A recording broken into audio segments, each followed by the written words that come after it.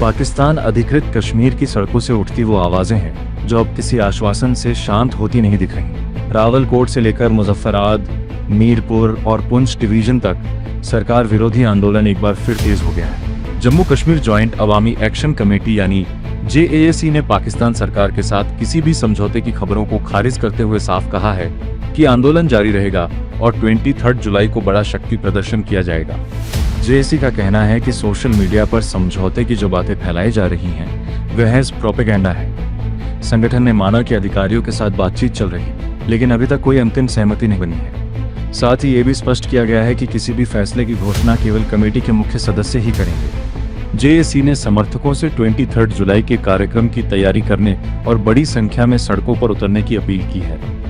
इससे पहले संगठन ने 22 जुलाई को प्रस्तावित शटडाउन को भी पूरा समर्थन दिया है। ये बंद JAC के मुख्य सदस्य शौकत नवाज मीर की रिहाई की मांग को लेकर बुलाया गया है, जो फिलहाल हिरासत में है। नीलम घाटी के व्यापारियों से भी बाजार बंद रखकर आंदोलन का समर्थन करने की अपील की गई है। JAC नेताओं ने संकेत दिया है कि 23 जुलाई को आंदोलन से जुड़ी एक महत्वपूर्ण घोषणा की जा सकती है।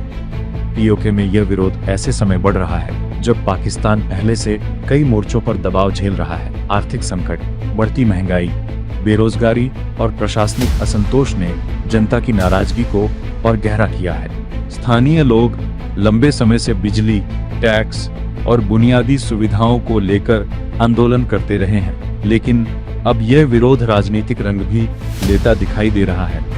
उधर बलूचिस्तान में ही हालात पाकिस्तान के लिए चिंता का कारण बने हुए हैं। अलगाववादी संगठनों और विद्रोही गतिविधियों को लेकर कई दावे किए जा रहे हैं। हालांकि इन दावों की स्वतंत्र पुष्टि नहीं हुई है, लेकिन इतना जरूर है कि बलूचिस्तान में सुरक्षा चुनौतियां लगातार बढ़ रही हैं।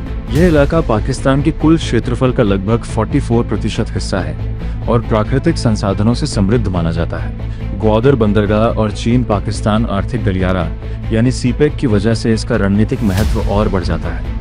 मानवाधिकार संगठनों ने भी बलूचिस्तान में जबरन गायब किए जाने और हिरासत में हत्याओं जैसे गंभीर आरोप उठाए हैं। इन आरोपों को लेकर अंतर्राष्ट्रीय स्तर पर भी समय समय पर चिंता जताई जाती रही है। अब सबसे बड़ा सवाल यही है कि क्या POK का आंदोलन केवल स्थानीय असंतोष तक सीमित रहेगा या यह पाकिस्तान की आंतरिक राजनीति के लिए बड़ी चुनौती बन सकता है। 23 जुलाई का शक्ति प्रदर्शन इस लिहाज से बेहद अहम माना जा रहा है। अगर प्रदर्शन में बड़ी संख्या में लोग शामिल होते हैं तो यह पाकिस्तान सरकार पर राजनीतिक और प्रशासनिक दबाव को और बढ़ा सकता है। फिलहाल POK और बलूचिस्तान दोनों मोर्चों पर उठती आवाजों ने इस पूरे क्षेत्र की सियासत और सुरक्षा को नए सवालों के घेरे में ला खड़ा किया है।